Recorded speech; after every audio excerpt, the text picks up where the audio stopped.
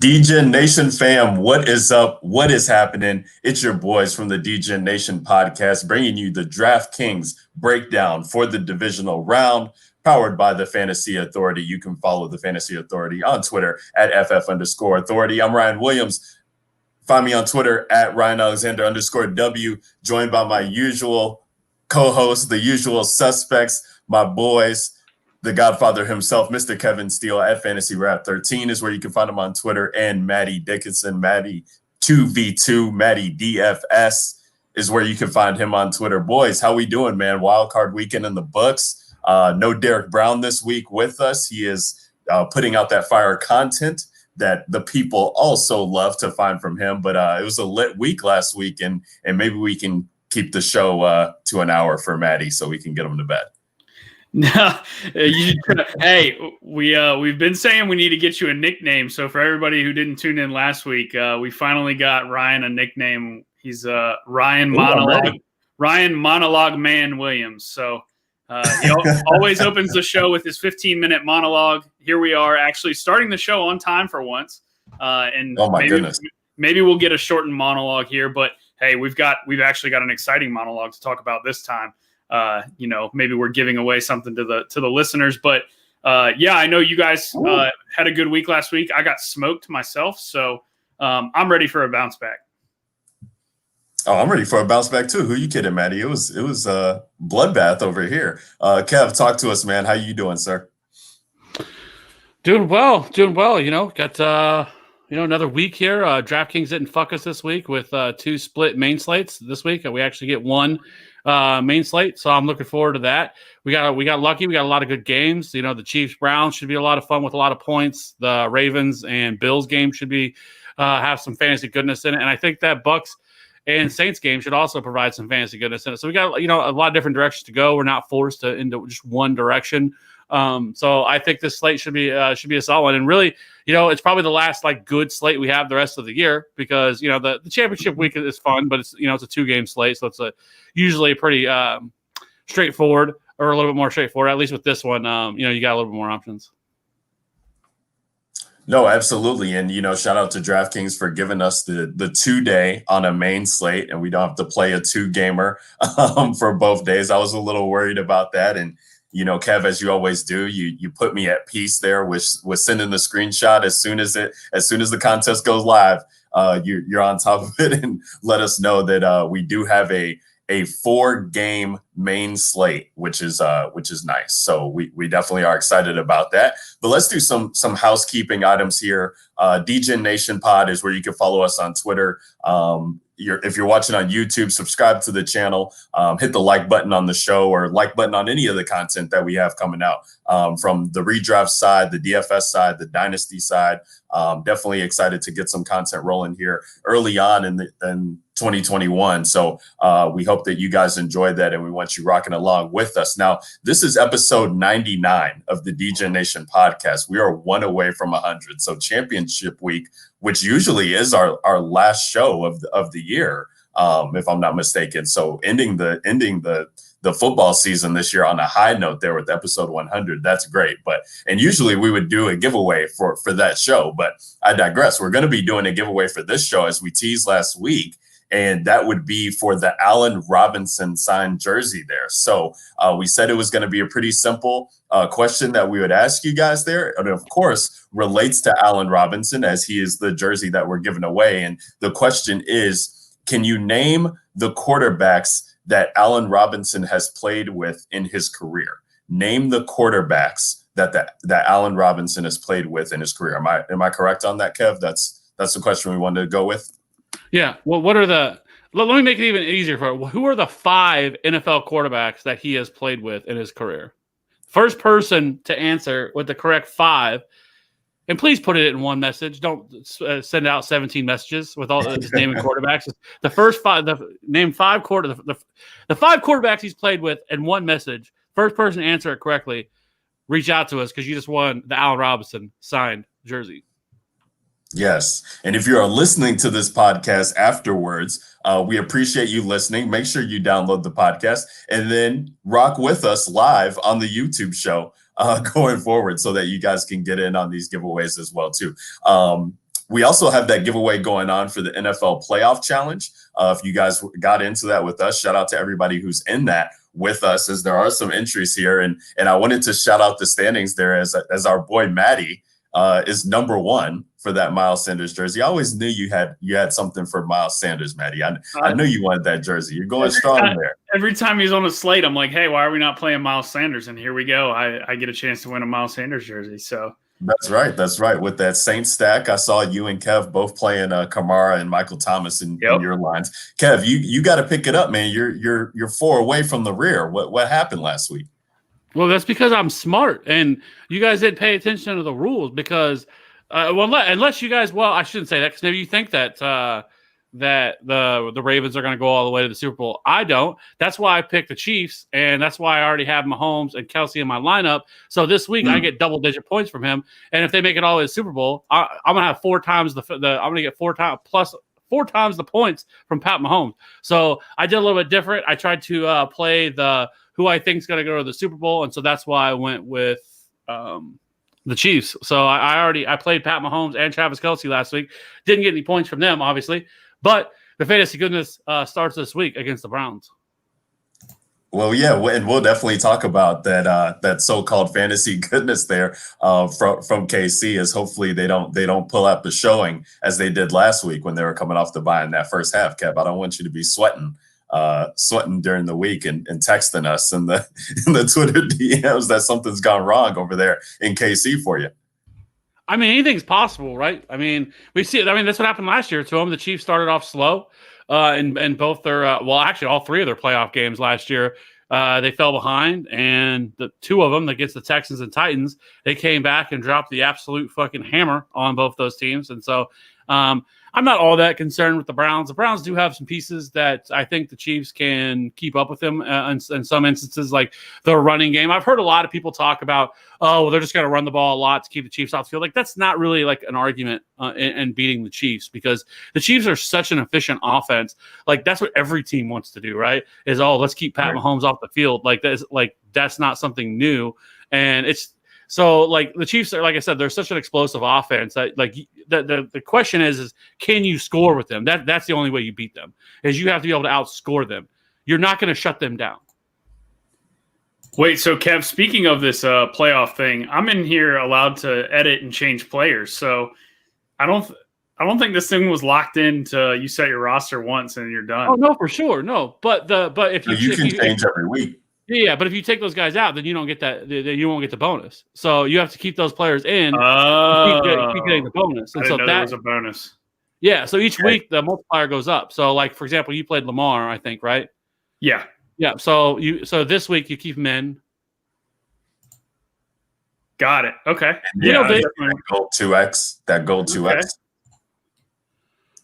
Yeah. So that's been fun. So yeah, Matty. Even if they didn't play, you still get a 2x. I thought he got it. William Ackman has responded to the question here. Matt McGloin, Nick Foles, Mitchell Trubisky, Blake Bortles, and Chad Henne. But that's incorrect, Kev? Yeah, because McGloin was at college. So you're missing one NFL quarterback. All right, well, we appreciate you rocking it. And there's still time. Nobody has gotten it yet. So there's still time. There's one quarterback you're missing. I'll tell you got the 4 right. What? Clauses? Dave McKnight says clauses. Santa Claus?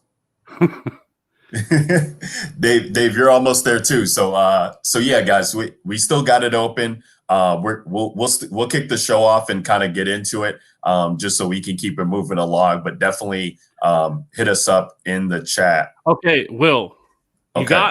Listen, between your 2 answers, you got it right. Okay, you're just missing. You need to take one of them out. Actually, no. I guess technically one of it is correct, right? Because we knew that Walters actually had 1 snap. So you're missing. Add 1 more to that.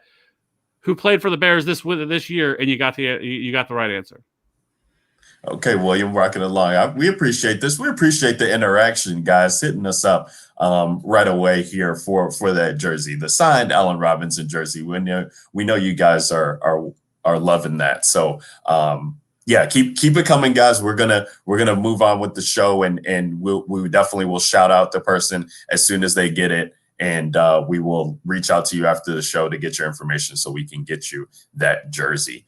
Guys, let's talk about this divisional round slate here. As Kev, you started to kind of allude to it here with the Chiefs and Browns game that's going to be on that Sunday slate. The first game, right, I believe on the Sunday slate, but we got the 2 games before that kick off on Saturday with the Packers at home taking on the Rams with Jared Goff, who is banged up, and Wolford, who got hurt in the game. So they had to activate Blake Bortles, ironically, as we're talking about the quarterbacks that played with Allen Robinson. And then we have the Ravens taking on the Bills. I mean, take DFS aside, we definitely have a fun slate just from a football perspective. I mean, I'm definitely hurting over here with the Browns and Steelers being out of it. But, you get the Kareem Hunt revenge game narrative there. You get Baker, getting his first playoff win for Cleveland in some time, and taking on the juggernaut that is the Chiefs. So this is definitely a fun slate. And as we do it here at the DJ Nation Pod, breaking down the quarterbacks, I'm interested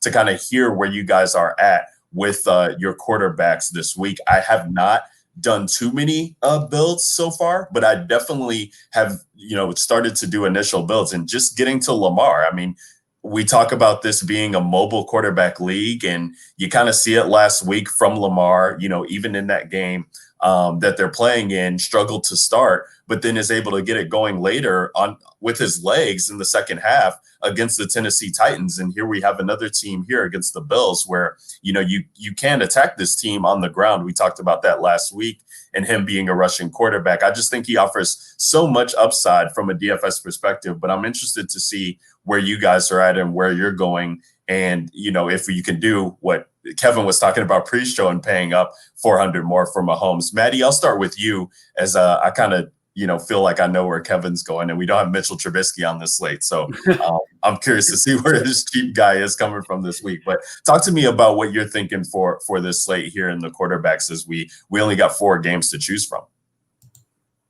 Yeah, it's I actually think this slate is pretty straightforward in terms of air attacks. From the Saturday games, I am looking at Lamar Jackson, and that's it. That Baltimore-Buffalo game is supposed to be pretty windy. I'm seeing 15 to 20 mile an hour sustained winds with gusts of 30, which definitely is a downgrade to that deep Buffalo passing attack. Now, granted, Josh Allen's got one of the strongest arms in the NFL, and he can arguably throw a football through any amount of wind. But at the same time, there is a concern, especially going up against a Baltimore defense that does have good cornerbacks. And Humphrey should be on Beasley most of the game. So outside of Diggs, like if I want Josh Allen exposure, I can just play Stephon Diggs because he should see Marcus Peters most of the game, and he can burn Peters all game long. So yeah, I really like Lamar on the other side of that game, because Buffalo is absolutely horrible on the ground. Like you can run all over Buffalo, and I think we see another 100-yard rushing output from Lamar this week. So you should get the it's weird to say from a quarterback, but you should get the 100-yard rushing bonus from Lamar this week. I'll plant my flag on that. So yeah, I think 7,600 Lamar is definitely in play.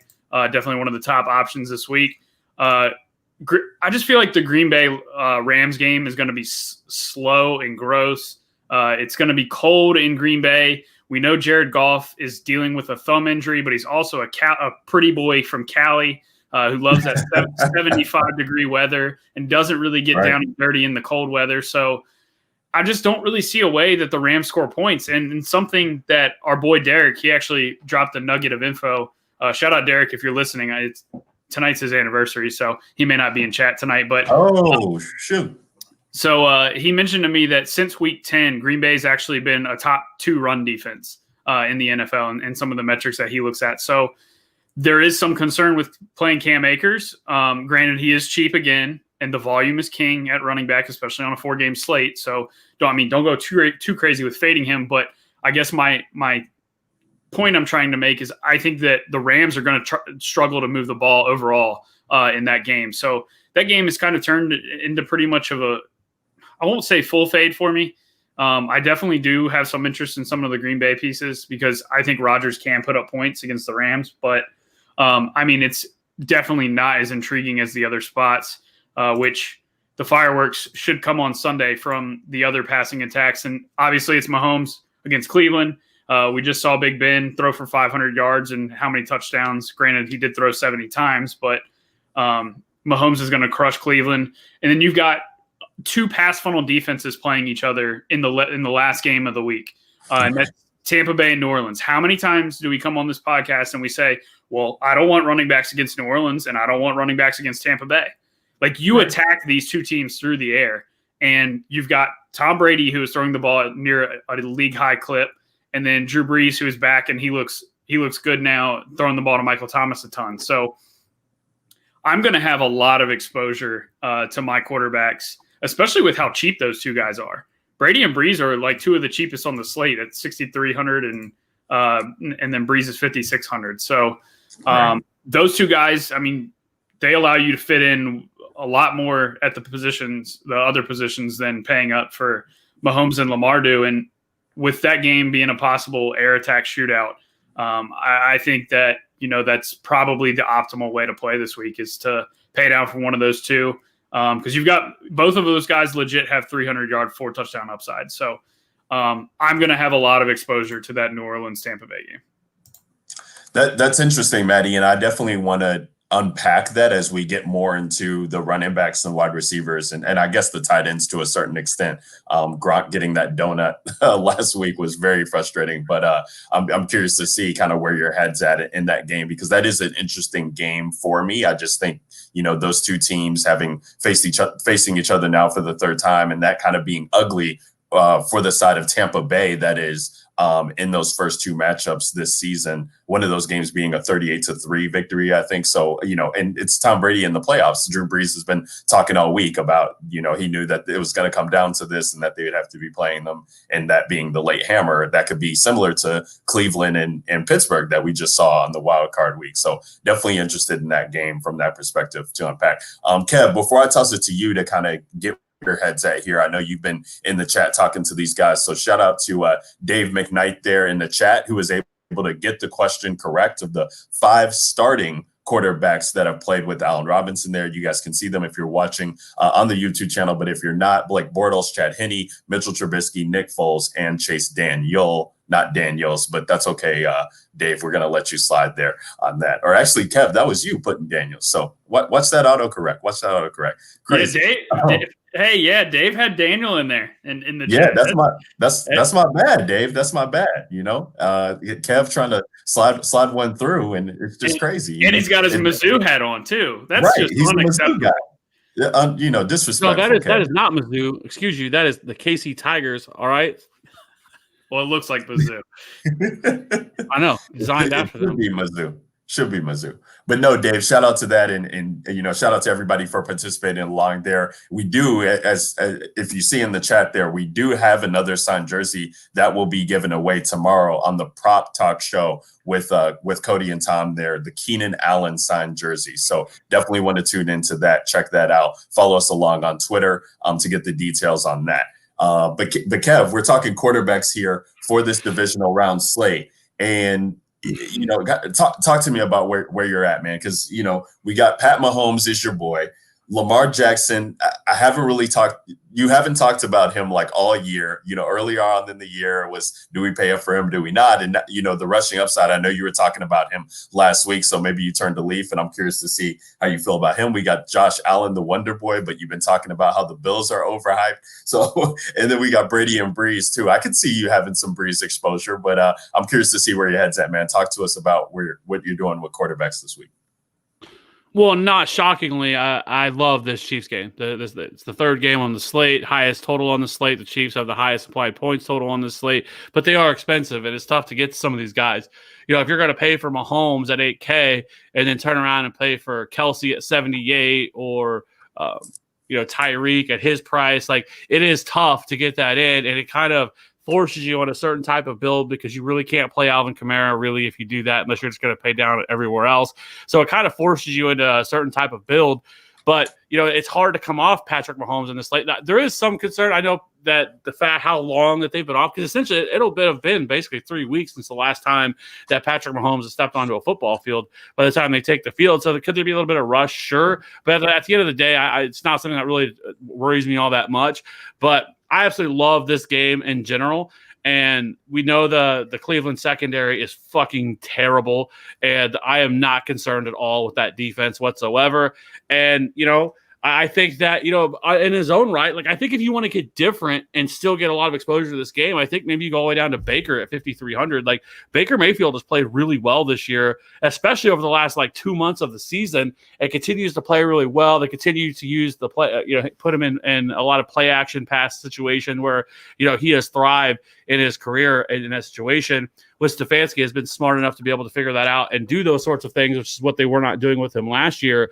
And so if you want to get a little bit different, I think you could play Baker at 5,300 and still get exposure to Hill and Kelsey and pieces to this game in that way. So, I think that is definitely a way you could go.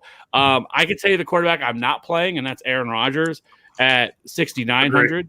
I just think that this game – these two defenses have been really good. Over the last month of the season, actually, the Packers defense has actually been better statistically than what the Rams has been, which surprised me. They've really been able to kind of turn around getting after the quarterback. They've had 20 sacks over the last 4 games. So this defense as a whole for the Packers has done really well. And this feels like kind of like a low scoring kind of game, just like the game we just saw last week with the Rams team, the Rams and Seahawks game, and the Rams have only allowed 2 quarterbacks to throw over 300 yards against them, and it's been a while since I think it was week 8 or 9. One of them was Jimmy Garoppolo, and I think the other one was Josh Allen earlier in the year. So this Rams secondary has been elite. Some things that I think you'll hear people say that I think is wrong is that people are going to say that probably Jalen Ramsey will shadow Devontae Adams. Jalen Ramsey hasn't shadowed anybody all year. That's just not what they do. They play their sides and that's it. And so I don't think that's something that could they change it up for this week? Sure. But I doubt that happens. I just think they probably continue doing what they've done all year. So that's not really a concern for me. But overall, 6,900 Aaron Rodgers, could he burn me? Sure. But I just don't see it for him. I just think I'd rather either pay down and go to a Drew Brees at 5,600 though. What worries me, I don't know about you guys, what worries me about Drew Brees, I don't think he has that great of a ceiling. He hasn't shown a ceiling all year. They continue to, use Taysom Hill at the goal line and pull him out in those situations. So he loses those opportunities. And so for me, I think he's a fine, floor play, kind of a safe quarterback play at 5,600. But I just don't know, what is his absolute ceiling? I think the most he's scored all year is 25, I think, all year, 24 DK points. So I don't think he has the ceiling to keep up with Lamar or Josh Allen or Patrick Mahomes, which is the top 3. So while I get the price and maybe if it allows you to kind of get in all the pieces to make it work, and if he gets that 24, 25, maybe that's good enough to get you there if these other quarterbacks don't go nuclear. But I just think at his price tag and where his ceiling sits, I just don't think that you really need to play him. I disagree. Well, okay, that's why I'm asking. That's why I asked. What are your guys' thoughts on Drew Brees? That was the question. So, if you go through his game logs, and they've killed people. They've always been positive game scripts, right? Is that where we're going? No, I was gonna say in terms of the total fantasy points scored each game, it's kind of opposite. So each game that he's thrown for a ton of yards, he hasn't really thrown touchdowns, and each game that he's thrown for a lot of touchdowns, he hasn't really thrown for a ton of yards. So he's thrown for 201 and 3, 311 and 0, 234 and 3, 222 and 4, 280 and 2, 280 and 2, 321 and 5, 288 and 3. That was one of his higher scoring games at 24 points, 312 and 1. So it's literally every single game he's played this year, it's been opposite. Either he's throwing touchdowns or he's throwing for a lot of yards. And so I think facing a pass funnel defense in the Bucs, if Brady's able to keep it up on the other side, which I think they will be able to, we could see, I think he's got a 304 ceiling, which would be 31 points. That's what I'm pegging his ultimate ceiling at. And so I think he's got it in the bag. And at the same time, he's 5,600. And even if he only gets me low 20s, I think I'm okay with that. See, and that's kind of how I feel like with Tom Brady on the other side. I mean, and this is a guy who continuously, I just feel like goes overlooked, and I don't know if it's because he's not a rushing quarterback, so maybe that's why. And last week we were looking at other guys that were rushing. That kind of took away from the allure of playing a Tom Brady against a Washington defense that was able to get pressure, and he goes out and throws for 361, only 2 touchdowns, but just kind of takes the game into his hands. And that's kind of what he's been doing. Like, I feel like he's been gearing up for this spot for some time now. Talk about looking at game logs, Matty. Like, I'm looking at 361, 399, 348, 390 in his past 4. Like, this is absolutely insane. And you hit it on the head for me is how I'm attacking this game, and how I kind of was trying to talk myself into Tom Brady lines was just like, okay, I like Antonio Brown. I like Chris Godwin. Like, why am I not pairing them with them and running it back with a guy on New Orleans? Because the distribution is just so large for them. Like, I the same way, I don't know on the Saints team, like, who are we stacking Brees with? Because it could be Kamara, even though it's a tough matchup for him on the ground, but he could get it through the air. Michael Thomas could get it through the air. I mean, Harris last week was popping off against the Bears because their secondary was trash, but who's to say he's not going to do it again? I know Traquan Smith has been activated, but I'm just looking at this Buccaneers team in that game, and it being kind of just buried, and nobody kind of wants to talk about these 2 quarterbacks from there. Like, give me Tom Brady, who's consistently putting up those points. And if Ronald Jones, I know he came back to practice today, they said, but we don't know what's going to happen with him. He was a surprise inactive last week, which was so infuriating for me. I had him in the playoff challenge. I had him on DraftKings, had him on FanDuel.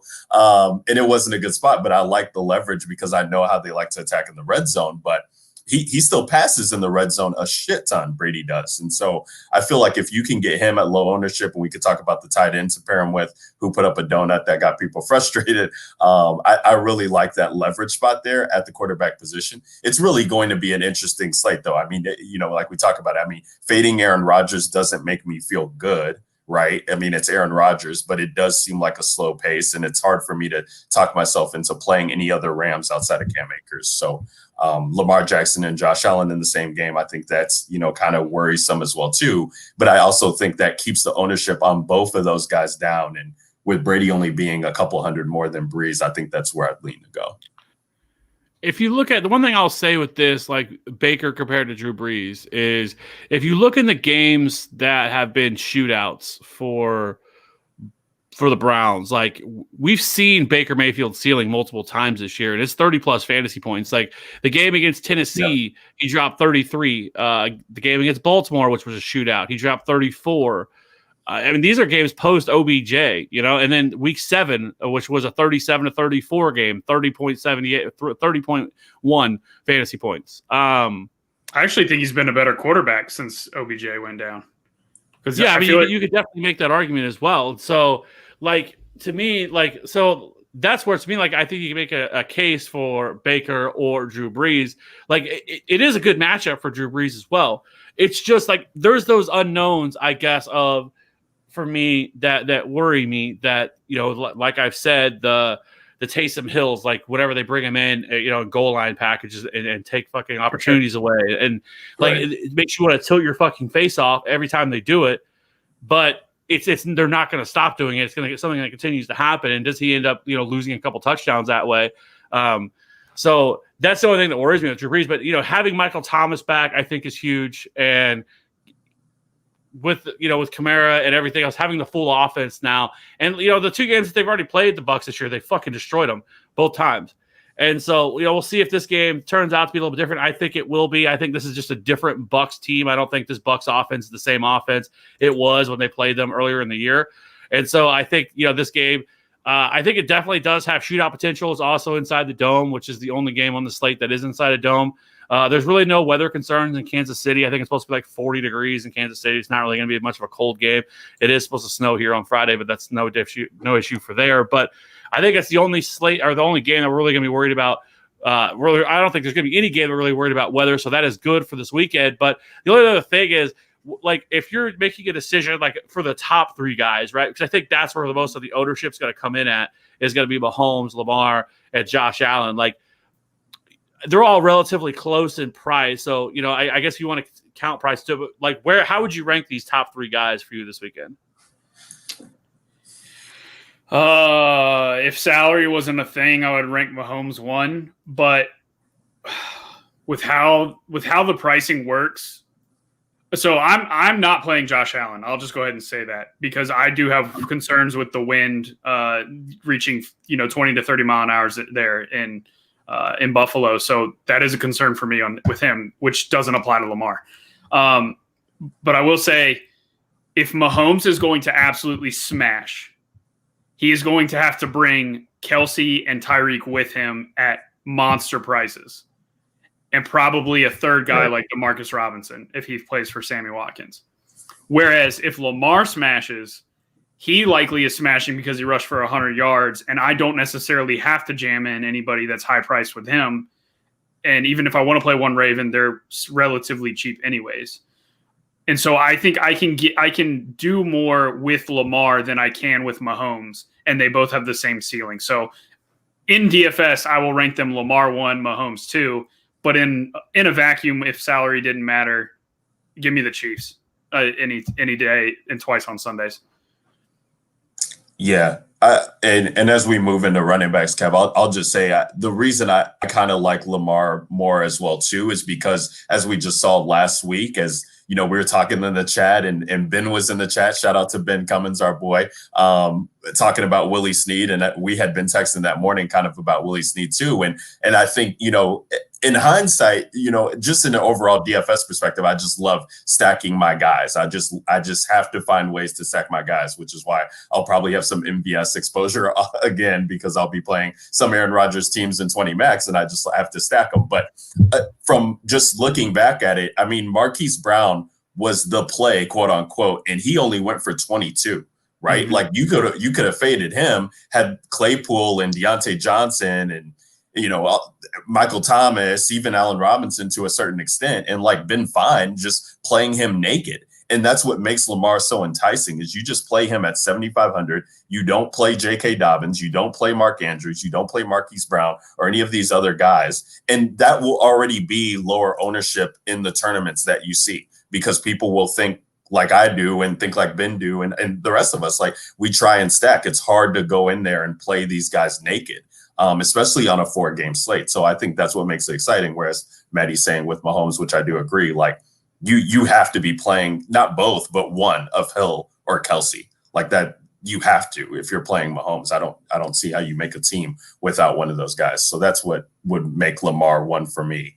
And then Mahomes 2, but it is close, man, because this KC and Brown's game should be interesting. Bananas. Let's talk about the running backs though, as we're talking about that KC game. And we got Nick Chubb, who's coming in at a real cheap price tag at 6,600. I mean, this is just ridiculous because I don't think that Hunt has had a 20-point DK game, if I'm not mistaken, since I think he's only had 2 on the season, and I don't think he's had 1 since Chubb's been back. So, I mean, that's just, what you're kind of looking at and just how explosive he is and loving the fact that he's getting pass game work now as he took that catch to the house against the Steelers last week. I mean, and just in the same tone, like Akers plays in the first game. Love Cam Akers. Like, I'm so pissed that I didn't lock button this guy last week because that was the week. That was Cam Akers week. And like people will try and put that into this week. And I get it. And the price tag on DraftKings, fuck you, DraftKings, for making him so appealing because he is. It makes it so hard to fade this guy. But because of that reasoning and him being in the first game, he's already going to skyrocket. And then you got Devin Singletary, who's going to be chalk this week because of his price tag. So I think by just getting to Chubb in a game script where it says to play Kareem Hunt, that's what people will be thinking because Kareem Hunt's the quote unquote pass catching back. He's only 4,800. I think that'll also keep Chubb's ownership down. But if we're going to get Chubb at, the fourth or fifth highest owned running back, I'm not really sure because you got Aaron Jones here. You got Alvin Kamara here. You got Cam Akers. You got Devin Singletary chalk. You got possibly Leonard Fournette with Ronald Jones out. I mean, those guys are going to garner ownership too. So, and if people are thinking the Chiefs are going to hit their 33, whatever it is, implied total, that's just going to keep Chubb down lower. So I absolutely love Nick Chubb in any type of format, any type of game script, whether you're playing the Chiefs onslaught, whether you're playing a Chiefs close game or not playing many people from that game. Like, he's just too cheap. Do like Cam Akers. I think it's interesting to talk about the Leonard Fournette and Ronald Jones thing. I'm interested to hear what you guys are, because Fournette did catch 4 passes last week. I think who's going to be that James White role for Tom Brady, as if we're expecting him to get pressured and he's not good against the blitz or whatever, I think the Saints will try and come after him. He's going to need a safety valve. Now, can Fournette catch the passes? Can Ronald Jones catch those passes? Like, I don't know, but I think one of those guys should have a pass catching role there. So, Kev, talk to me about the running back position, man, and how you're feeling, because the two high price guys, like Kamara's tough for me to get to just at that price tag. Like, it's just so, hindering to the lineup, I think, on what you could do, because I do want to play Hill or Stephon Diggs or Michael Thomas. There's just so many wide receiver options that are in that high price range, and everybody will play the cheap guys like John Brown and Gabe Davis in those games, and Valdez-Scantling will maybe get some ownership being the first game. I just want to try and build teams that have stellar wide receivers in this mid-range. And so that's keeping me off the high-priced guys at the top of him and Jones. But, they're on the slate, and they could go for 30. So that could put you in a hole if one of the cheap wide receivers pops off. But I can't do it this week, I don't think. How you feeling? Just like I said last week, that Nick Chubb was my favorite running back on the slate. I'm going to say it again. He's my favorite running back on the slate. Like, he is 6,600. That's fucking stupid. It's fucking ridiculous. There's no way in hell that he should be 6,600. It doesn't make any sense. It's like they're trying to keep these prices down so people can play whoever they want. And I don't know if it's gearing more toward people that don't typically play DFS, and they're trying to help them out. Like, I don't understand their pricing other than the way they're doing this. Because Nick Chubb should be 7,600. Like that. I think that's perfectly in the range of possibility. Now that he's being involved in the passing game, like Kareem Hunt, like every week we try to make Kareem Hunt a thing, and Kareem Hunt hasn't been a thing in a long time. And the only reason he like last week he got there because he had those 2 fluke touchdowns, right? But the volume just isn't there. Like he's not getting any volume at all, and it's going all to Nick Chubb. And then how the fuck do you not play Cam Akers at 5,700? Like, the guy just went off last week. He had 30 touches last week. And he's 5,700. Like, I don't get it. Again, fuck you, DraftKings, for your shitty pricing that you did here. Because you might as well just lock button both of them in. And I think Aaron Jones is also in play at 6,800. It's too cheap for him. I think they unleash Aaron Jones here. I think that for a lot of the season they typically alternate guys in to keep them fresh and everything like that. Like, this is the time for them to go. And I think you could see him get 75, 85% of the touches here in this game. I think he gets that kind of workload. And at 6,800, I'm not the Rams rushing defense is more average, middle of the road. Like it can be had. So I do like Aaron Jones at 6,800, a little bit of leverage. The guy I'm going to be the lowest on is definitely Alvin Kamara. 7,900 is not a great matchup for him. Sure, it's possible he could see 10, 12, 15 targets in this game. It's definitely in the range of possibility. But I just think price considered, a lot like last week, I think this could go wrong in a lot of different ways. He's going to be the highest priced running back on the slate, I think. And so with that being said, like I just can't get to Alvin Kamara. Like, well, I have some, of course. I'm not just going to full fade him, but I'm just going to be much less. I'm going to be much lower on him than I am on these other guys. Like I said, I think it's Chubb, Aaron Jones, Cam Akers for me. If I'm going to get different in any way, I was hoping to be able to play Clyde Edwards-Helaire because I thought that could be some decent leverage, for the Chiefs and like non-Patrick Mahomes teams. But he practiced in a limited fashion on Wednesday and then didn't practice today. That's concerning. We're going to have to see what happens, I guess, on Friday. But this was kind of the big practice day because usually Fridays is a little bit more walkthrough stuff. It's so much lighter practice and stuff like that. So it is concerning that Clyde Edwards-Helaire now missed. Because if Clyde Edwards-Helaire is out, I think you could possibly look at Le'Veon Bell. But it is a kind of a thin play here for him. The Browns have been better against the run, significantly better against the run than they have against the pass. And I don't know how this is going to work out because Le'Veon Bell, they have not wanted to really go all in with him because it sounds like every time you hear Andy Reid talk about him, low key, it's like he's basically saying the motherfucker doesn't know the playbook and doesn't know our blitz pickups and everything else, and so we can't have him out there. And because he doesn't play a third down role at all. Like Darrell Williams, like in the games that he's played, and when Clyde Hilaire was out, Darrell fucking Williams was the guy that was out there on third down because they're not putting him out there, which is crazy because he's obviously probably the best pass catching back they have on the team, but they're not utilizing him that way. So I don't even know if you can go Le'Veon Bell. It's kind of thin. If you wanted to play Devin Singletary, I think you could, but you should know that they signed Devonta Freeman this week, and he sounds like he's gonna play. I actually, because I'm me, and I was like, I wonder if DraftKings got him in the player pool here. He's not. You don't have to worry about that. He's not. Of course you did. Of course you did. But, hashtag brand. Yeah, I mean, other than that, if you want to get super, and go play like Gus Edwards, who always has an opportunity to find the end zone or something like that, if you're down there. But for me, I think it's pretty straightforward. Aaron Jones, Nick Chubb, Cam Akers for me.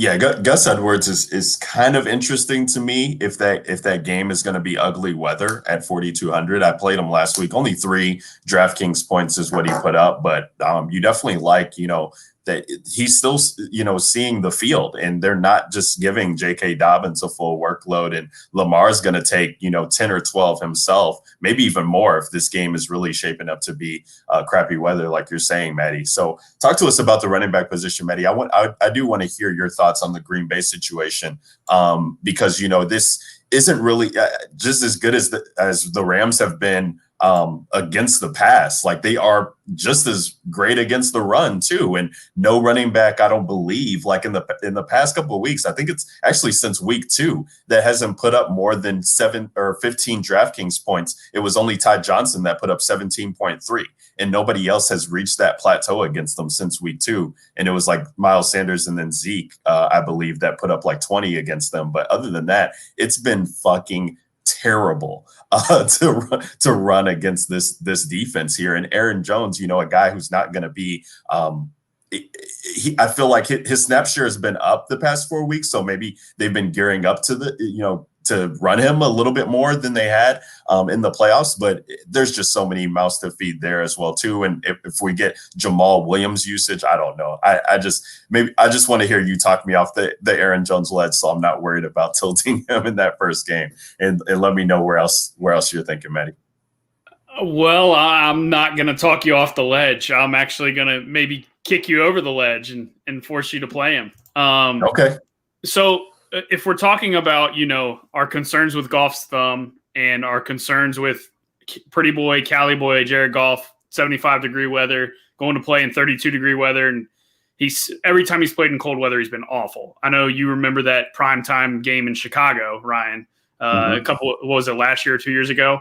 3 years ago, yep. He's awful in cold weather, and now he has no thumb to throw with either. So if we're going to sit here and say that, this Rams offense is not really going to move the ball much, because, like I mentioned earlier, Green Bay has gotten better against the run. So, let's say the Rams really struggle on offense to move the ball. Well, now Green Bay's got short fields all day long, and who gets the ball in the red zone? It's Devontae Adams and it's Aaron Jones. So, yes, while the Rams have been good at defending basically every position this year, at some point, if the Packers are going to have the ball the entire game, at some point the Rams are going to give up points. And, nobody's going to play Aaron Jones because everybody's just like you and me. We're looking at matchups and saying, oh, well, the Rams haven't given up anything this year. But Aaron Jones has 3-4 touchdown upside every time he steps on the field. So if he's going to be 5 to 10% owned, I absolutely will play Aaron Jones.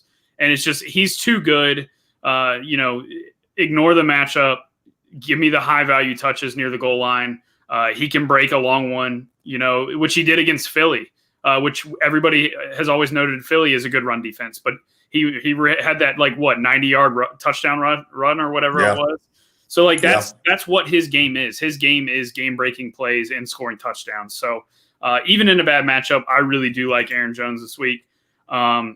Nick Chubb, I love him. Not going to really harp on him too much. We always attack KC with running backs. I think J.K. Dobbins is even interesting on non-Lamar teams just because of how bad Buffalo has been against the run. So you definitely can play him. He's another home run hitter who can get there on minimal volume. And then I actually do like Singletary. 4,500 is just too cheap.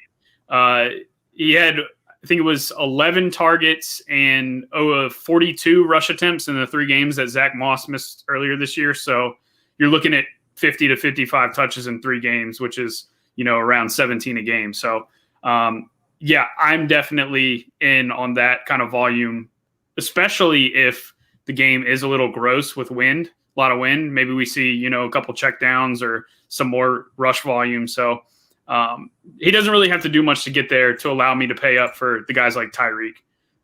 So I do have Singletary interest. Yeah, I think it's just a way to be smart with those builds when you're playing a guy like Singletary, because his floor is so scary low that you definitely want to have guys in there, that you feel pretty confident can meet their median to, high ceiling.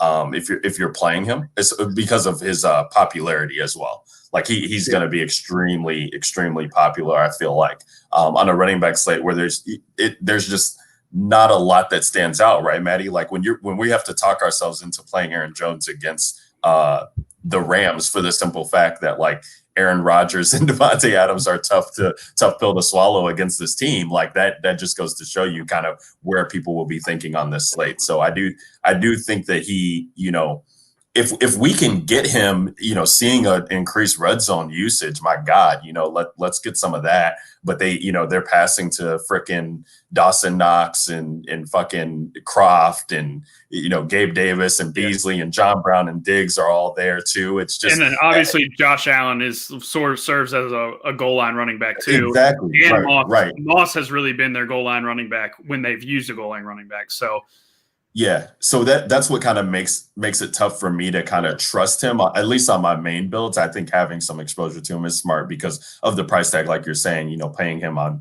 Mahomes stacks, or if you find something else that you like to pay up for, I think that it does make sense. But you guys got anything else at the running back position that you want to talk about? I mean, I tweeted earlier, I know Derek liked it. I know Derek's on Kareem Hunt a little bit this week too. He's 4,800. It's extreme narrative week, but I just that popularity of him is just going to drive up so much because of that factor. I definitely will have some exposure to him because of how I play, but I definitely will be tempering my expectation because I've just in early builds I've gotten to so much Chubb.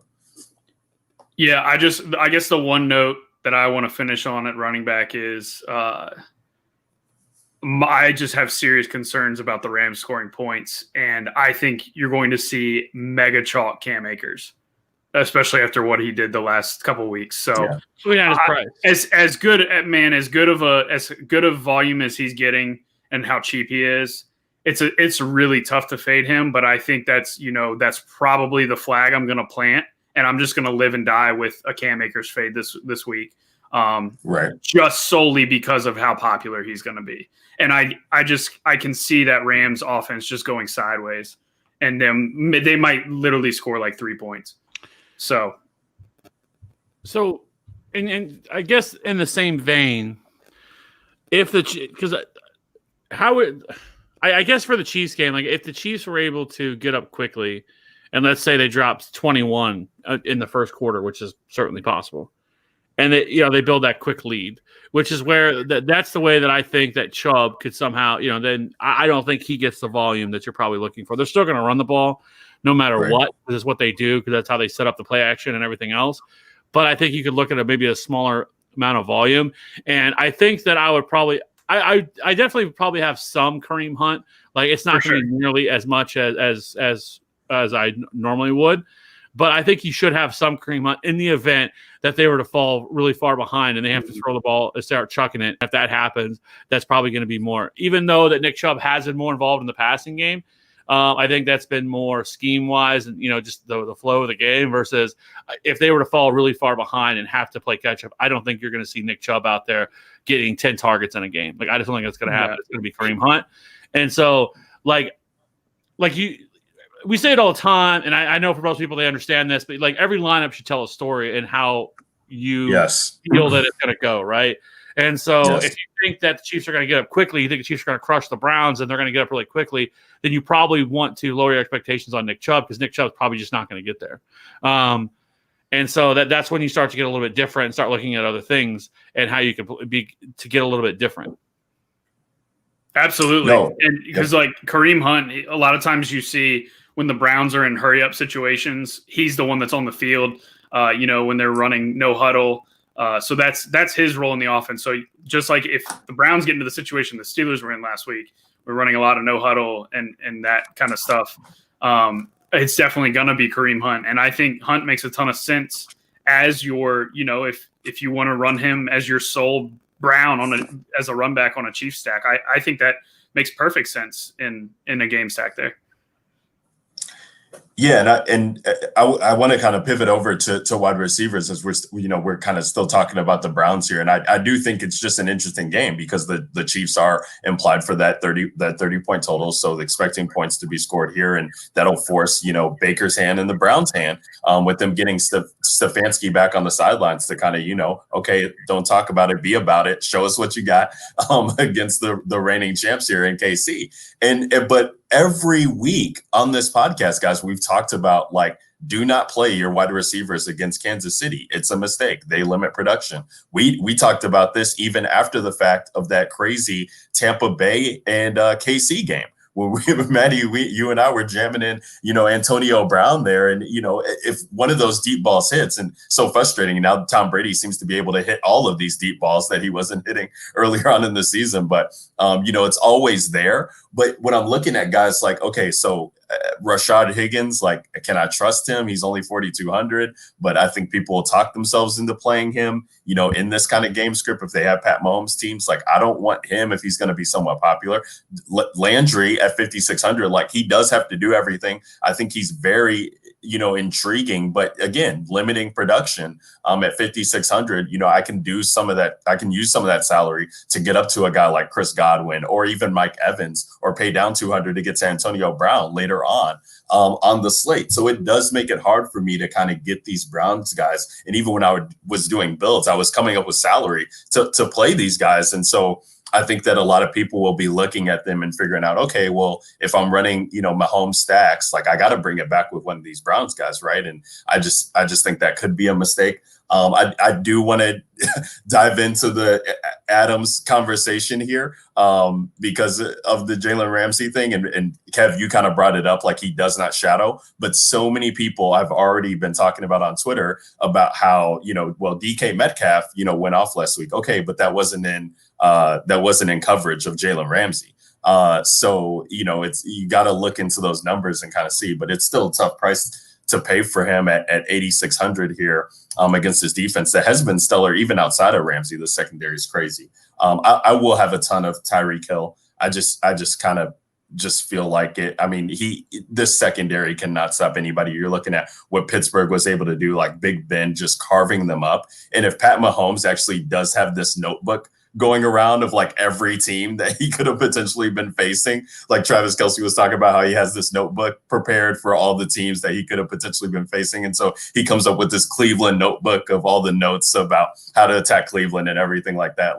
If he has that notebook, it's got to have Tyreek Hill circled and dotted exclamation point to get this dude in space, because he can absolutely smash here. I think he's an absolute excellent play. Whether you're playing, trying to figure out Devontae Adams or not, I just think he's going to smash this week. I just have that feeling.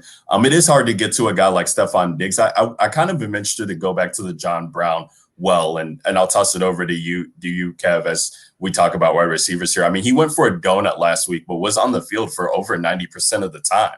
So, I mean, you got to love that. You got to love that if he takes one of these long bombs to the house, that might be, all you need. As he was still seeing some targets. I think he had 4 or 5 targets in that game, even though he didn't catch a pass. And so if he starts, to creep up into that 100-yard range, gets the bonus and has a score, at that price tag and no ownership. Like, I feel like people will play Gabe Davis again. People will talk themselves into Cole Beasley again, who is banged up, and definitely playing Stephon Diggs. So I do like John Brown at his price tag. And I love the Tampa Bay guys, especially if I'm going to talk about Brady. I got to talk about all three of these guys. I mean, just pick your poison. They all have a significant role with Tom Brady. Like, it just does not matter. Like, he's feeding these guys at an insane rate, similar to what we saw with Pittsburgh, right? Like, those guys are going to be on the field as well, too. I think they are the Pittsburgh of this slate. So I love getting exposure to all three guys. Kev, how are you feeling about wide receiver this week, and what are you doing?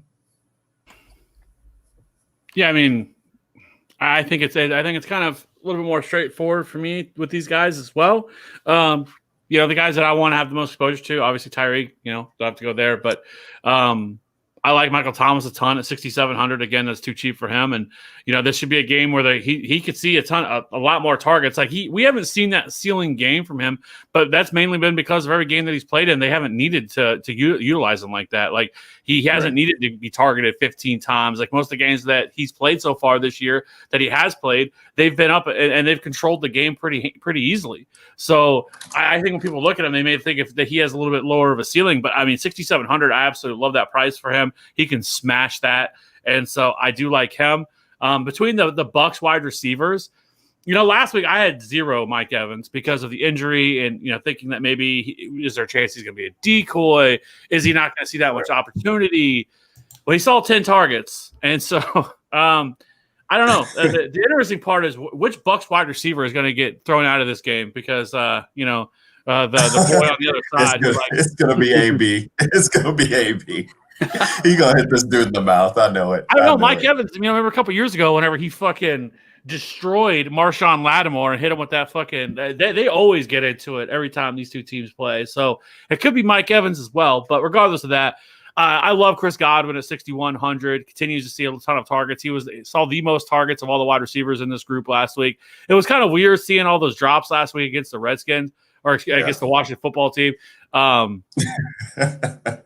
It's still weird calling them that, but I know it. But anyways, he saw 11 targets last week. I don't give a shit about the drops. I don't care at all. Like, if this was Scotty Miller, okay, fine, you'd have some concern with it. But it's one of the best wide receivers in all football. They're not going to stop targeting Chris Godwin because of it. I don't give a shit about his drops.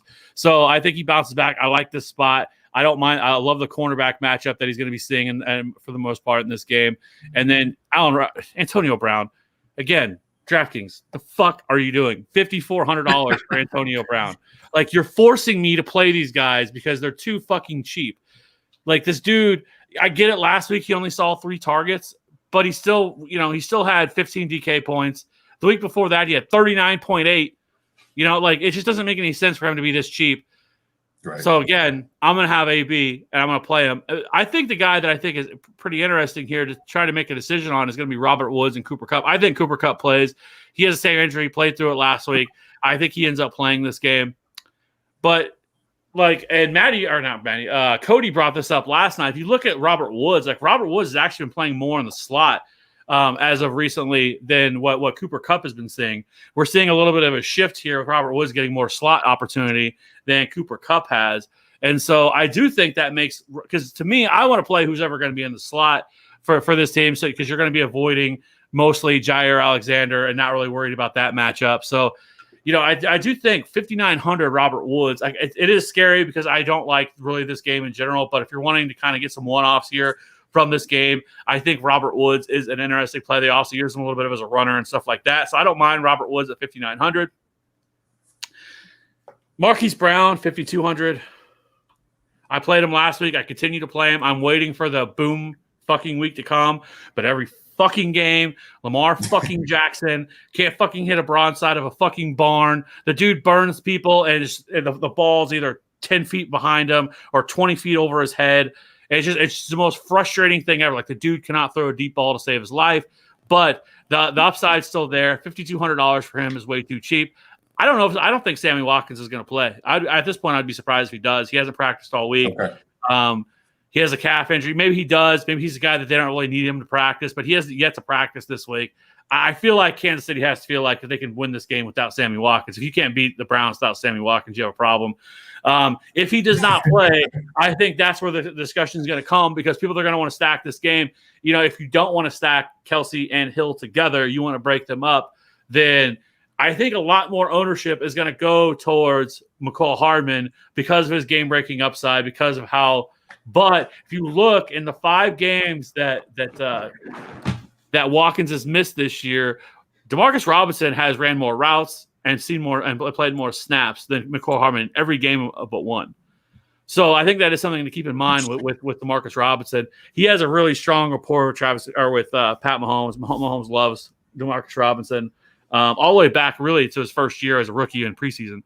So I do think Demarcus Robinson is a little bit of decent leverage off of some of these other guys that are in this range. And I think, like I said, I think 3,900, everybody's going to flow to McCall Hardman in this situation. He's cheaper than he is. He has much more of the name recognition for people. He does have that ceiling, but I just would prefer to go to Demarcus Robinson. I think you could look for him at that price. I don't have a problem there. But I think Emmanuel Sanders is also a super interesting guy who really fell on his face last week, didn't do anything. Listen, Deontay Harris isn't going to fucking do what he did last week. I think he had like 7 targets, but only ran like 15 fucking routes or something ridiculous like that. Like, that's not going to happen again. I think Emmanuel Sanders bounces back in this game against Tampa at 4,500. I think this is a game that they're going to have to throw the ball a hell of a lot more and be more active in the passing game. So I do like him as well. Is Demarcus Robinson the only guy DraftKings priced up? That's what it looks like.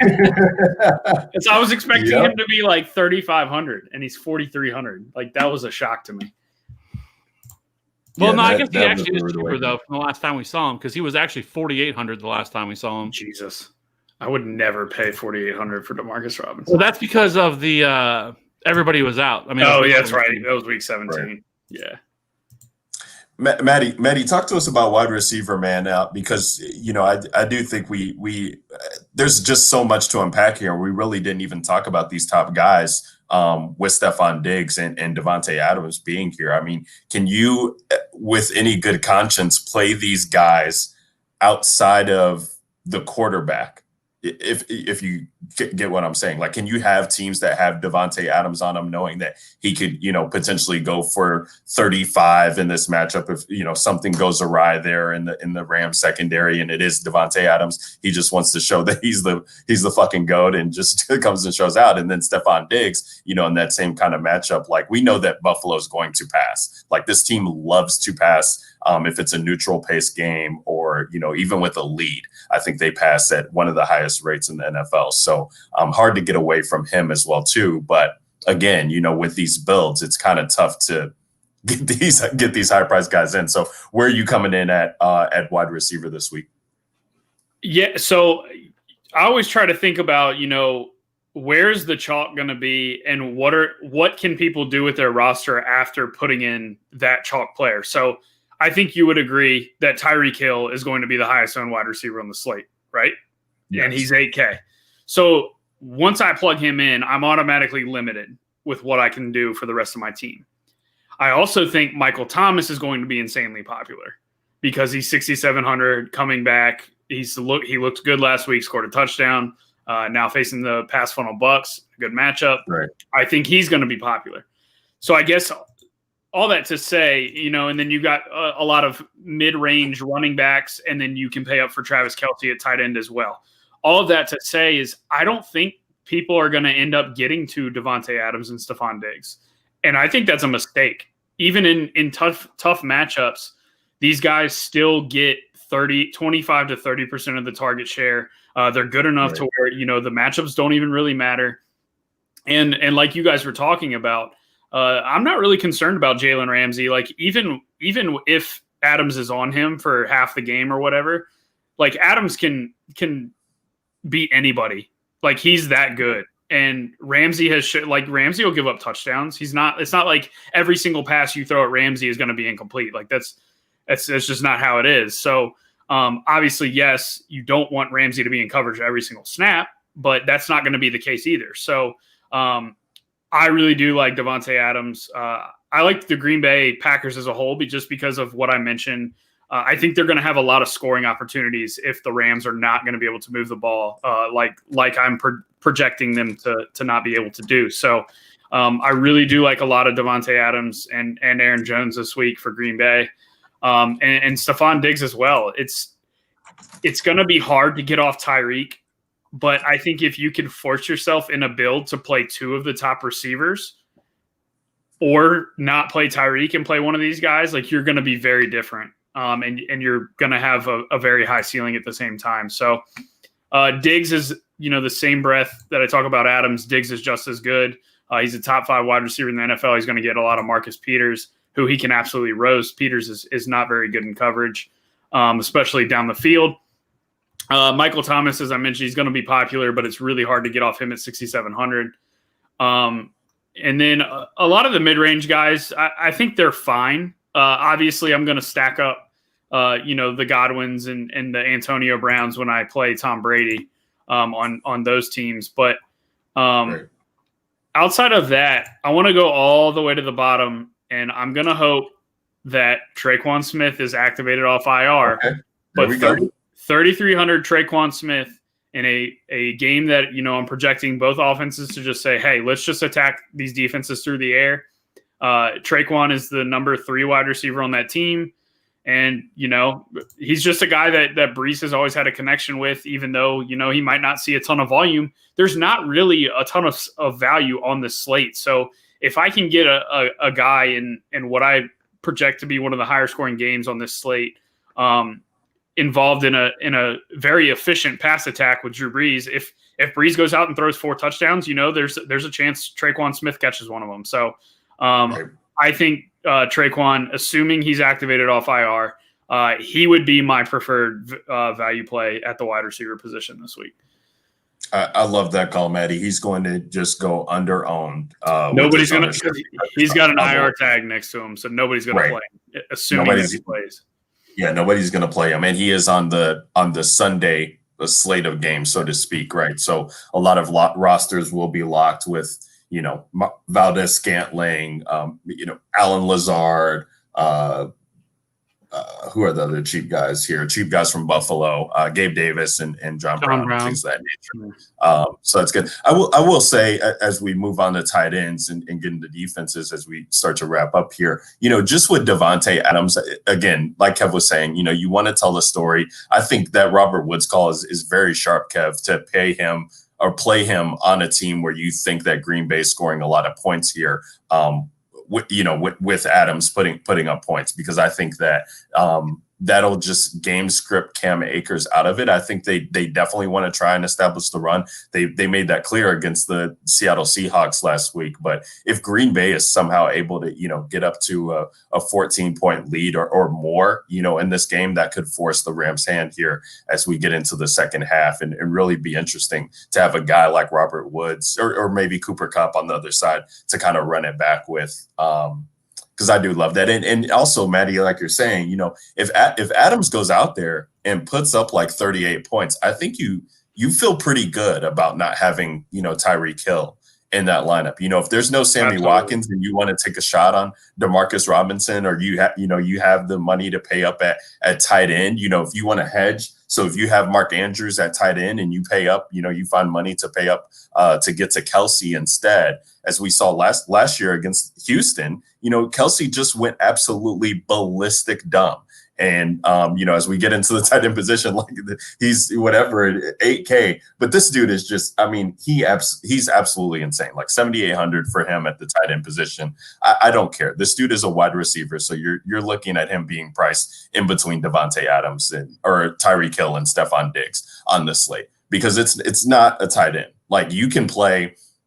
You can play 2 tight end this week if you want to, because Kelsey is a wide receiver. And if we get a 130 and 3 or whatever that was that he had against Houston last year, where he absolutely went nuts, like this is going to be incredible. And Cleveland, a team that we've attacked all year against the tight end. Look at Eric Ebron last week. We talked about him on the show. We were all loving him at his $3,700 price tag. Goes out there and puts up 20. and that's Eric Ebron on a team with Deontay Johnson, Chris Claypool, Juju, and even James Washington getting run on that team. Like Kelce just makes a ton of sense, and it is so hard to fade him. I'm looking at these guys, and Matty, I'll start with you at tight end. Like, just tell me, where you're going outside of this game, because this is the game where I want tight ends from. I want Hooper at cheap, or I want to pay up for Kelce. Like I cannot in good conscience go back to Mark Andrews on a team that does not have Lamar on it. Like, he's just not going to get there unless Lamar gets there. And if Mark Andrews gets you that 102 touchdowns that we've been searching for, it seems like every single week this season when we wanted to play Lamar, then Lamar is going for 40. Because if he throws for 2 to Andrews and he somehow gets 1 or 2 on the ground, hits a 100-yard rushing bonus, gets you another 200 passing yards, it's going to be just absolutely bananas. But outside of that, makes it tough to play him. Robert Tonyan, I think he's going to be popular playing in that first game as well, too. It's just tough to play him with all these guys healthy back now when Lazard's been back and, they got Equinamius St. Brown or whatever his name is that Kev likes to talk about when we're playing showdown slates. Like, he's been seeing more snaps as of late. And so I feel like, the tight end position is one of those. And Matty, as I flip it over to you, I know you talk about the quarterback having that tight end with him, as Dawson Knox got that first touchdown of the weekend last week. And you're like, yep, that's what I'm talking about. But outside of that, like if I'm playing solo lineups, if I have a Tom Brady team, like I'm going to try to get to Kelce. If I have a Drew Brees team or Aaron Rodgers team, like, I'm trying to get to Kelce or Hooper. That's just kind of where it comes down to me. I just have to play the best plays in the tight end position and really can't get myself onto them without pairing them with my quarterback. How are you feeling this week about tight end, Matty? So I will say the one game that I will pair my tight ends with my quarterbacks will probably be Tampa Bay, New Orleans, just because of the touchdown equity that Cook and Gronk have. So if those quarterbacks do throw 4 touchdowns, it's hard. I just don't see a way that they do that without either of those tight ends catching touchdowns. So I will be okay with paying down for those guys in game stacks there. But other than that, I'm just going to play Travis Kelce. Like, I'm so tired of chasing these Mark Andrews 2 touchdown games, like you said. It's like we sit here and talk about it every week. We're like, the dude, he's got a 40 to 50-yard ceiling, but, hey, he can catch those 2 touchdowns, and then he catches no touchdowns. And you're just like, well, caught with my pants around my ankles. So, yeah, it's – and he's – like, Kelce's only 2,800 more than Andrews. It's not like it's like a 4K difference. And 2,800 seems like a lot, but it's not really that much when you factor in, what the ceiling and floor that Kelce, like Kelce's floor is literally Andrew's ceiling. Like Kelce's floor is 20 points. I was just thinking that. Like even if he gets 15, like even if he somehow goes out there and gets 15, 80 yards and a touchdown or whatever that is, Andrews could be sitting at 10. Like it could be just enough to like win you a GPP if you hit on some of these other cheap guys at the wide receiver position and don't, or even running back, and don't try and, force in cheap tight end as some people will. Yeah. And it's like, if one of Gronk or Cook catches a touchdown, they get to the double-digit points, and Gronk is 3,600 and Cook is 4K. Like that's half the price of Travis Kelce. So I'm okay with taking shots on guys there, but trying to chase a 2-touchdown upside Mark Andrews that hasn't really done that all year and just doesn't ever get there with yardage, I'd rather take my touchdown roulette with a cheaper guy like Gronk and Jared Cook, who do have massive red zone roles. And like I said, you're really only going to probably play those guys if you're stacking up that Tampa Bay New Orleans game where you think Brady and Brees have 4 touchdown upside. Right. Because the odds are, if they do throw those touchdowns, you do want, there's a good chance a tight end's catching them. Absolutely. And yeah, I mean, looking at Hooper here with 31 targets in his past 3 games, I mean, it's so tough to get away from him too, which is what I'm saying. Like, if you want to run 2 tight end builds in a game stack of KC and Browns, like I have no problem with that, because if I will have limited exposure if, close to under double digits to Landry, Higgins, and the rest of those guys, pass catchers for the Browns. So, but if I think that the Chiefs are putting up points, I definitely want to have some exposure to a pass catcher. And I've already talked about playing Chubb. So playing a $3,700, other player to go along with Kelsey, just let you do a lot with the rest of your lineup. Kev, how are you feeling about the tight end position this week? Yeah, I mean, it's going to be hard getting away from Travis Kelce, but if you're not playing him, I think for me, it's Austin Hooper. Like you just mentioned, the amount of targets he's seeing, the red zone opportunities he's seeing, like at 3,800, he just makes too much sense at that price tag. Mark Andrews obviously is one of Lamar's favorite targets, but the fact that they just don't throw the ball that much, like it really kind of limits his upside. And, we have seen a few games this year where he has hit the 20 DK point. He is $2,800 cheaper than Travis Kelce, but Travis Kelce could drop 35. I mean, Travis Kelce has seen double-digit targets in like every game but one over the last like 7 or 8 weeks. Like it's just ridiculous. His target share is like 27% in this offense. Like it's just too hard to get away from him. But he's got to be the chalk of all chalk. So if you do want to get a little bit different, especially in like larger field GPPs, I think you could look to fade him a little bit and try to get a little bit different with this game, because if he doesn't hit, then that's going to be some big leverage off of, or big advantage for your teams to not be on him.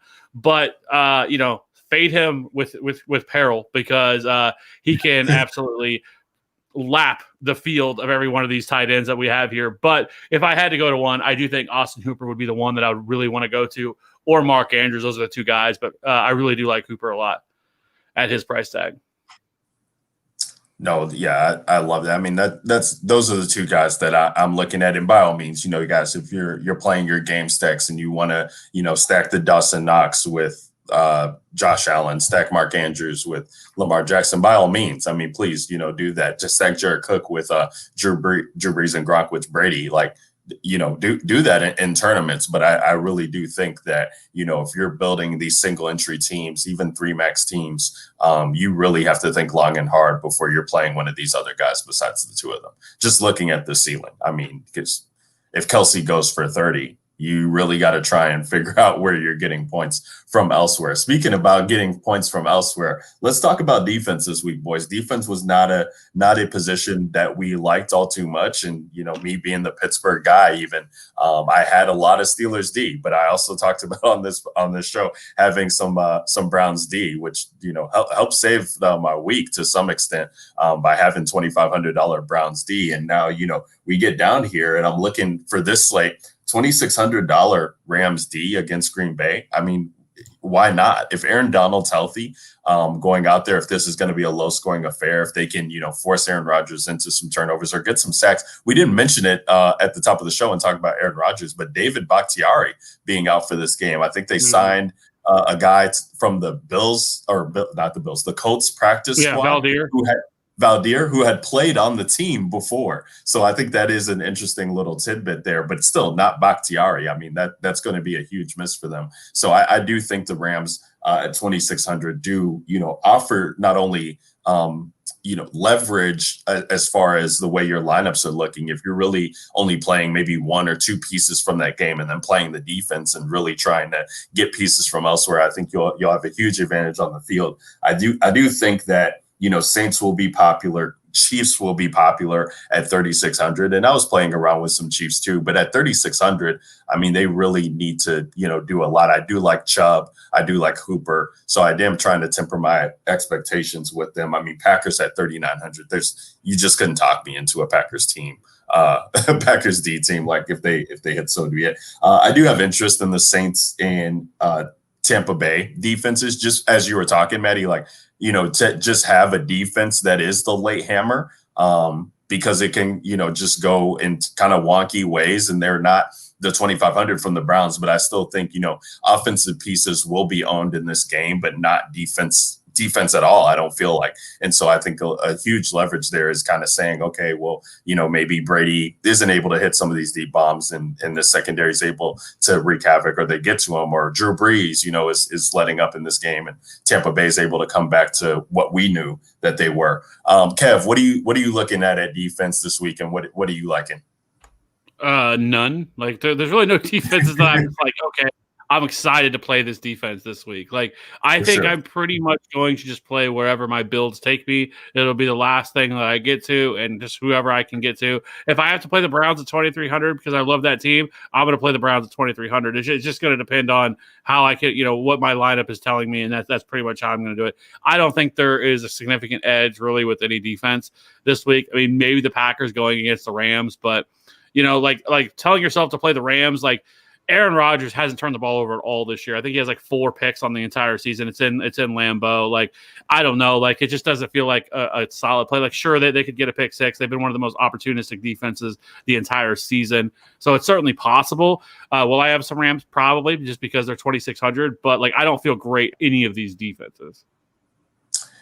Right. Yeah. I mean, it is tough. I will say too, as you're talking about Cleveland, Kev, before I toss it to you, Matty, like I'm looking through Cleveland's box scores, and I was looking at this earlier as I was trying to find a way not to play them, because I'm like, I don't want to play the Browns, but they haven't had a negative game as far as DK points go on the season. They kind of fit right around that, 3-4 point range on average, even when they're giving up like 30 points, because they're just so opportunistic, right? Like, and it's tough. Like, I don't really see Patrick Mahomes going out there and really turning the ball over as well, but they are cheap. And so they luck box in the one, or can get a special teams touchdown, and you're chilling. Matty, what are you liking at defense, or, what are you doing at defense this week if you're not liking anything?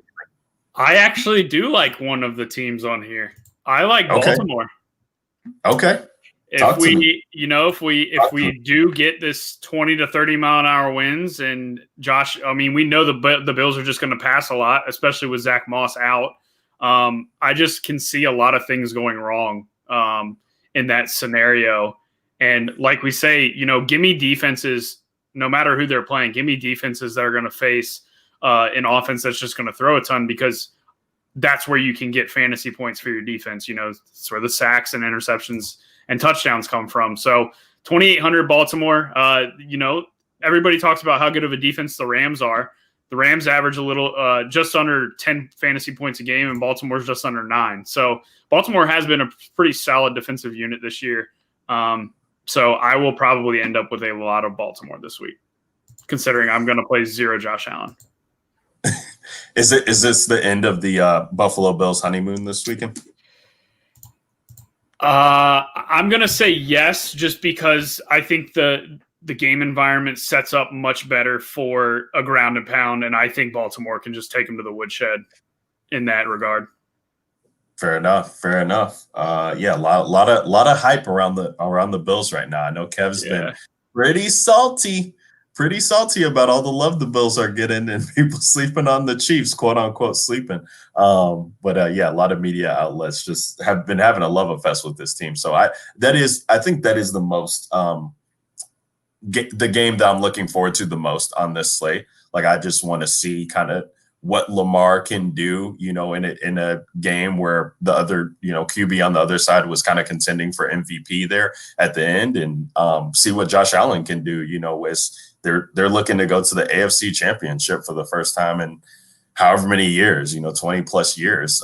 It's just absolutely insane. So I just love that game. But Baltimore is nice. I mean, Judon, I think he's kind of iffy, but Calais Campbell and there was a linebacker there. I know that was on the injury Patrick Queen.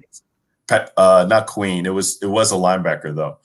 Calais Campbell, Judon, and somebody else was questionable, but the other two have been practicing. And then it seemed a little bit iffy with Judon. But regardless, I mean, they got talent, right, Matty? Like, that's what you do love that about Baltimore, is these guys go out there. Outside of Diggs being able to steal Peter's lunch money, I think Baltimore matches up pretty well, because Humphrey is going to be all over Beasley in the slot all game long. And then you got Peters or Jimmy Smith. I don't know how that's going to break out, but I mean, either of those guys, Diggs can beat them. So Right. Those are really the main two passing pieces in that offense. And then with no Zach Moss, I mean, Singletary's not just going to run it 25 times. They're going to have to throw the ball, basically. So for sure. Yeah. All right, guys. Well, let's get into this build, guys. This is episode 99, almost in the books here of the DGen Nation podcast, DraftKings Divisional Round Breakdown, and we got to build this team. We struggled a little bit last week. We're gonna bring it back here. You guys know what the deal is. It's the $5 single entry huddle, 75K prize pool there. Let's pull it up for the people. What does first get here? First in the tournament, 7,500, a cool 7,500 there that we could do some good things here for the podcast and going into 2021. That'd be nice. But let's go in here, build the team around. We got this 4-game slate that we're dealing with. I'll start it off this week. I'm going to play Nick Chubb. I think we kind of all like him. He's 6,600 this week. I'll see what we can do playing Nick Chubb at running back. Kev, why don't you go next? What we got?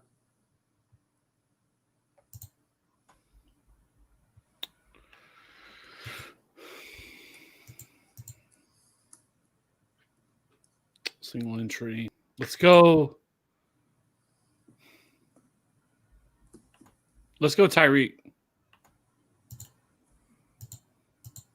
Tyreek Hill at 8K.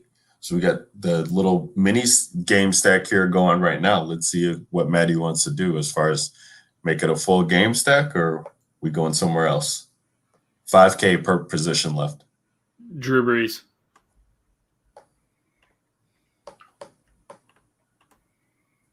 Okay. Let's go.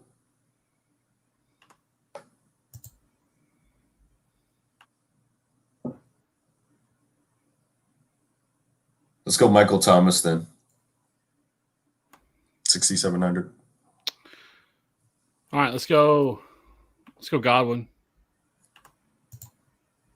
I love it. All right, so you got. Oh, go ahead, Matty. I was just going to say, let's assume he comes off IR. Throw Traquan in there. All right, so I'm going to put Traquan in the flex. Trey.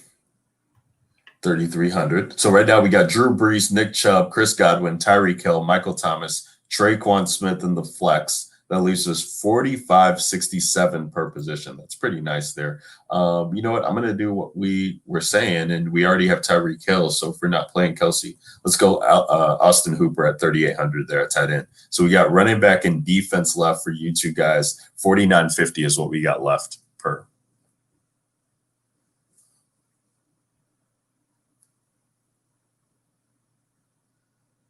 Can go Aaron Jones and the Ravens. Or 3,100 defense, doesn't have to be the Ravens.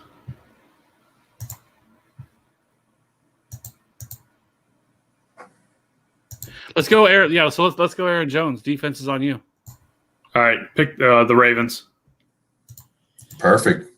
300 left on the table, too, with that team. So the team is Drew Brees at quarterback, Nick Chubb and Aaron Jones at running back, Chris Godwin, Tyreek Hill, Michael Thomas, Austin Hooper, and Traquan Smith in the Ravens D. Traquan Smith in the flex. He is not activated as of yet, but we do record this on Thursdays, and so plenty of time for him to be activated before that game, which is on Sunday. So we definitely will keep an eye on that. And go ahead, Matty.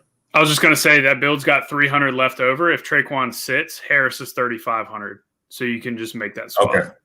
Yeah, which would be nice. If we're not getting Traquan out there, then I do feel a little bit more confident that Harris can, still be out on the field and do some things if you have a Brees team there. So that is going to do it for the show. Episode 99, guys. Next week is episode 100. It'll be, championship week. I mean, what more do you want from us, guys? We got the jersey giveaway to start off the show. Shout out to Mr. McKnight there, Dave McKnight, who answered the question there for the Allen Robinson jersey. Reach out to the Fantasy Authority, Dave, and we can get you all set up. With that, Keenan Allen jersey is what we got tomorrow night for the Prop Talk show there with Cody and Tom. So, guys, make sure you guys are tuning into that. I believe they record around 9. Is that correct, Kev, or is it 8 Central Time? Yeah, it's 8 Central Time. 8 Central Time. Okay, so 9 Eastern Time, 8 Central Time is when those guys do go live with their prop show.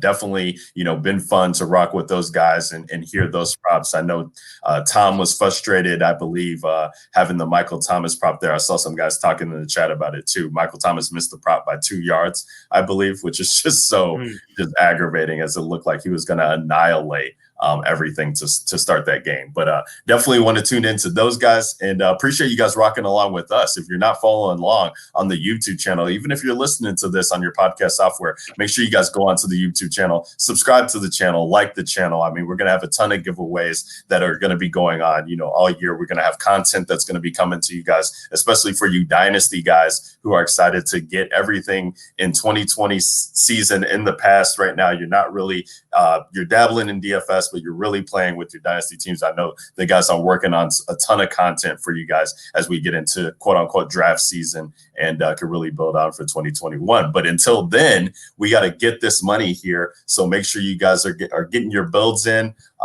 Hit us up, get into the Slack channel. I know a lot of you guys who are in the chat have been in the Slack channel as well too. It's been fun. It's been fun in there. Definitely fun to interact with you guys on Twitter and especially through this show. So you guys got any final words before we sign it off? Kev, you going to be all right to make the show if the Chiefs get upset by the Browns? Don't say that. Don't. Why would you say that?